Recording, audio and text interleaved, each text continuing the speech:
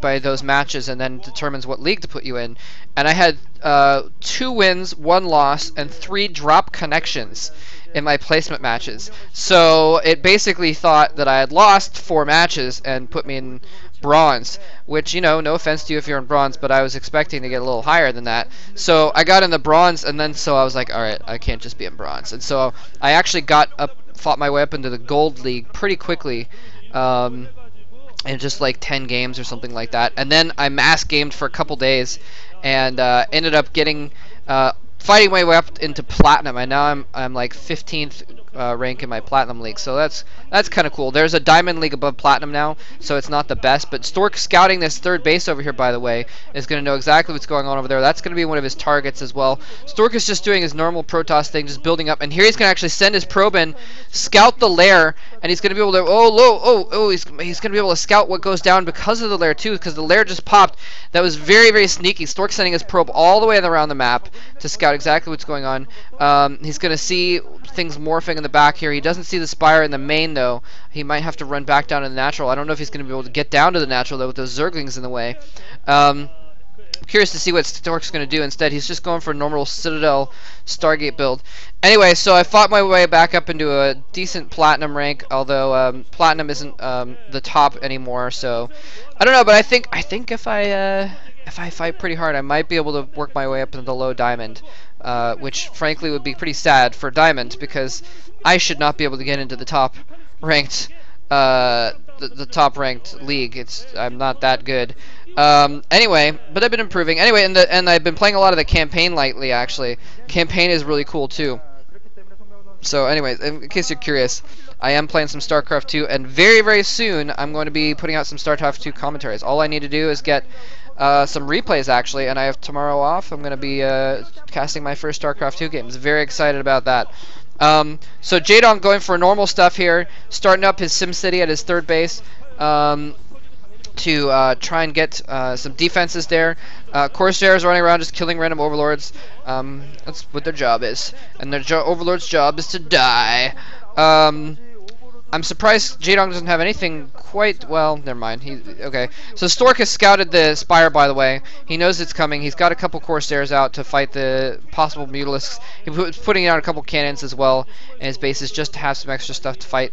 And there's Jaedong putting up his defenses there. Very prudent. It's good that he's doing that. Some Zergs actually do get away with skimping on those defenses if the Protoss doesn't have much to throw out at them. And Stork doesn't yet, so Jaedong playing it a little bit safe here, basically. And not trying to save money on that kind of stuff. And Stork now sending out DTs. These are almost kind of like obligatory DTs that the Protoss send out these days. Zergs have gotten so good, so good at making sure that they have an Overlord and a Sunken at every base to keep DTs from doing anything. And so it's really and here this Corsair is going to die, but it's going to go in and scout those 2 Overlords, so it knows not to send that DT in there. He might sneak it around the bottom, actually, or something like that.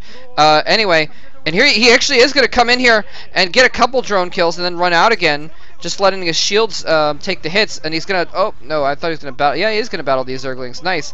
Getting a few more kills on those Zerglings. Why not, right? So anyway, so...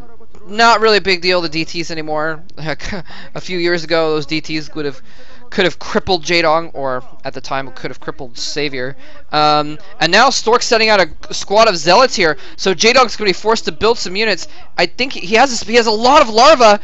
Actually, he could build a bunch of Mutalisks right now. Well, no, he doesn't actually have the money. He doesn't have much money in the bank right now. Stork's sending out a lot of Zealots over towards this expansion. Here comes a bunch of eggs being morphed. What are they going to be? They're probably going to be, well, I'm not sure what they're going to be, actually. They could be Zerglings. Jaedong low on minerals now. But are they going to be too late? The DT coming in here as well. The Sunken Colony not targeting the DT, so the DTs are going to be able to get massive hits on that Sunken Colony. There's the Zerglings popping out now. Oh, no, the drones interfering with the Zealots, so they're not able to hit the Sunken Colony, but finally they do kill it off with just those few. Some Hydralisks coming in from behind as well, but Stork has done massive damage to this base. He's now engaging with some of the Zealots at against those Hydralisks and now the Zerglings, and he's using the other Zealots to kill off the Evolution Chamber and slow down Jaedong's upgrades, and now he's going after the hatchery, and that DT is doing massive damage to the hatchery. Stork has rallied in a couple more Zealots as well, and he's expanded at the same time. Is he going to get the hatchery? Oh, Stork, hit the hatchery with the DT, hit the hatchery with the DT, hit the hatchery with... Okay, well, there's the Zealots, he's going to hit it. Ah, the hatchery goes down! Hatchery goes down, not the best hatchery, because he could have killed the one that was a bit closer to the gas, but still, Stork doing massive, massive damage with these Zealots, and now the speed upgrade kicks in, and they run away. Most of the Zealots died, obviously, but a couple are gonna survive, and Stork is now in a huge lead right now. He's got a third base going up in that top right. He just did tons of damage to Jaedong's expansion base. Jaedong now morphing to Hive, though, already. Wow. And we haven't really seen any mutas or anything like that, so it would be a good time for a muta switch if he had any money. But look at Jaedong's mineral count is on the left down there in the bottom right corner of your screen. He's got no minerals because he just built a bunch of replacement drones, a bunch of Zerglings basically. So he's got no money, and here he comes in, actually attacking this new base in the top right. Stork needs to get up there and save it pretty quick. Okay, he does have a few Dragoons; they're going to be able to handle that. But in the meantime, those Zerglings are going to be able to kill off one cannon. Okay, they're not even going to get that second cannon.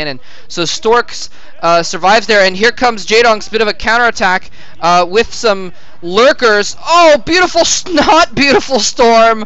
Oh no, Jaedong. Stork storming those lings, a perfect storm right on top of that entire clump of lings, killing every single ling with one storm, and like 6 or 7 of his own probes who were running through that spot to go to the new expansion. But Stork now pushing out with a squad of Dragoons and High Templar, and I don't know if Jaedong did just make a bunch of drones, so he's got his drone count up a little bit right now, but you can look at the food counts right now. Jaedong with 49 food, and Stork with double his food basically.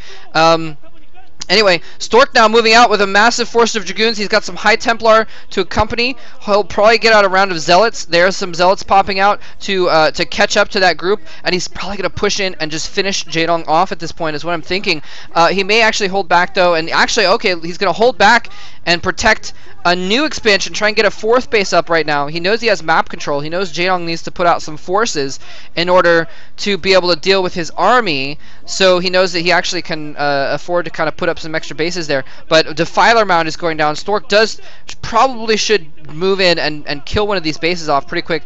So there he has the Templar, the Dragoons, the Zealots together. He's trying to push some pressure on here. I don't think he can quite move past that group of lurkers there. There's too many lurkers. A lot of Zerglings in play. He does have the High Templar, though, so if the Zerglings go in, he can storm the crap out of them. There's a nice storm, killing off several of the Zerglings. Zealots coming in to reinforce those Dragoons as well. Where do those other group come? They're coming in from the top. They're going to try and sandwich Stork, but he's got a couple storms left in the bank. The Zealots moving up north to protect there while he storms the lurkers, and here comes the Zerglings coming in. Is he going to be able to storm the Zerglings? Does he have any storms left? No, he doesn't, but the Zealots are more than enough. Zealots just polishing off those Zerglings. Stork now moving in. He does have a couple storms left, actually. He does storm some more Zerglings coming in from the right, but Stork now with a huge, huge lead is just going to be able to barrel down on this base and just destroy it. There's nothing Jaedong can do right now. Stork with just such a massive army advantage here. Just took out all of Jaedong's army right there. He's just still got observers as well. Jaedong might have been able. There's GG coming from Jaedong. Stork wins game 2 and ties it back up again at 1-1. That's the Stork we know and love. Wow, so Stork bringing it back and really clinched the game with that Zealot attack. That was really cool, setting out those 8 Zealots or so, and Jaedong just was not prepared at all. I'm going to imitate Stork here and take a drink of water. I'm sorry.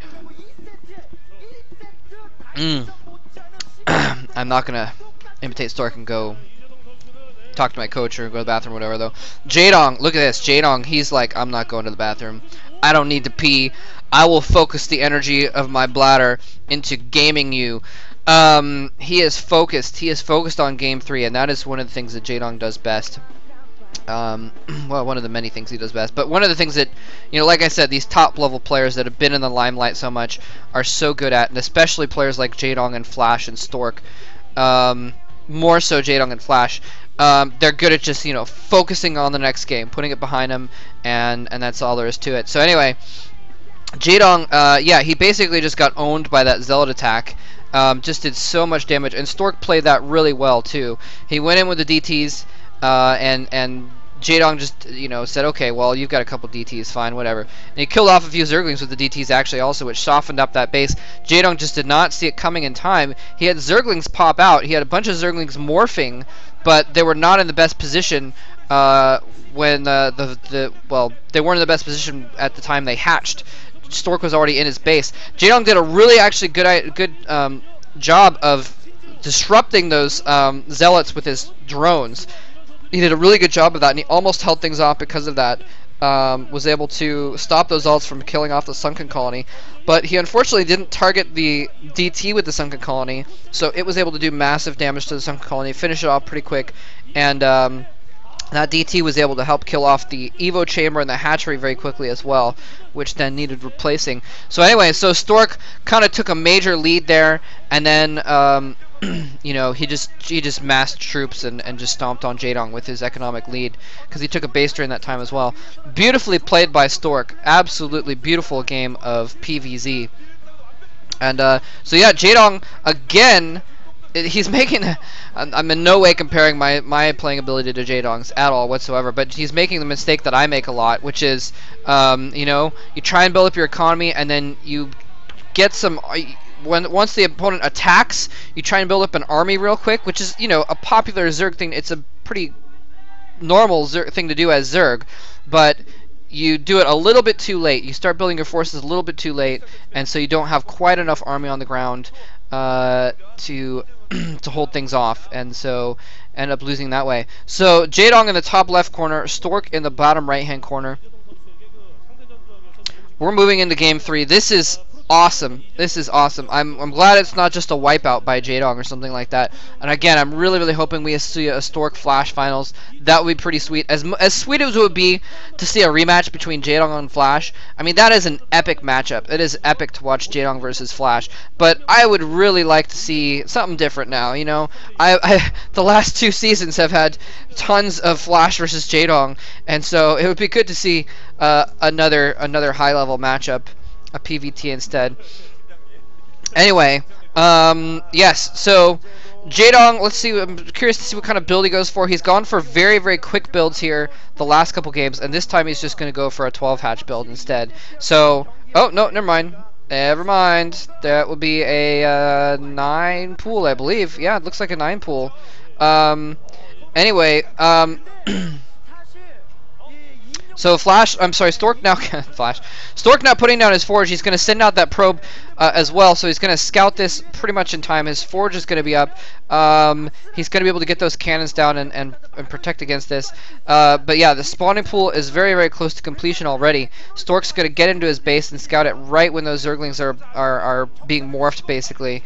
So he's going to be able to get cannons up.